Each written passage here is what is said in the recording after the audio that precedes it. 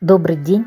Сегодня я к вам с печатными пряниками. Сейчас традиция печь печатные пряники возрождается.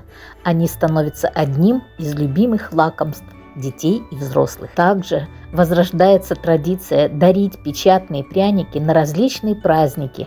Это вкусный и необычный подарок на любой случай для друзей, коллег или родных. Представьте, как здорово собраться всей семьей и напечь вкусных, красивых пряников к чаю.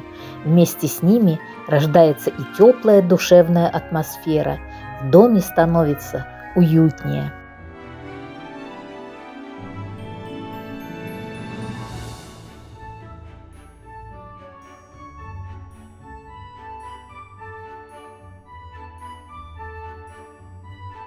Начнем с просеивания специй.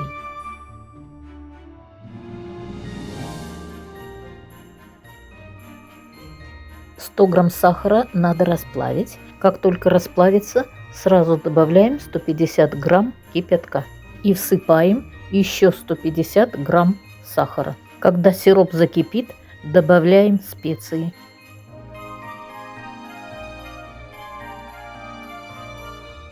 Теперь добавляем 100 грамм сливочного масла. Не забудьте посолить эту смесь. Когда масло расплавится и все закипит, снимаем с огня. В муку добавляем 5 грамм соды и все перемешаем. Смесь остудили до комнатной температуры, теперь ее добавляем в муку. Когда смесь остыла, такое тесто в себя возьмет меньше муки.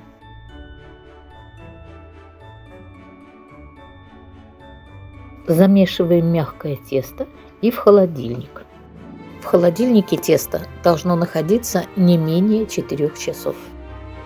Тесто делим на такие кусочки, чтобы их хватило на заполнение формы пряника. Форму надо присыпать мукой. 2/3 кусочка идет на заполнение дна формы. Тесто плотно прижимаем к форме, чтобы хорошо отпечатался рисунок. Кладем начинку, это может быть любое густое повидло. И оставшейся частью теста закрываем пряник, плотно соединив края. При постукивании формы пряник отделяется от нее. Получилось 10 больших пряников с начинкой.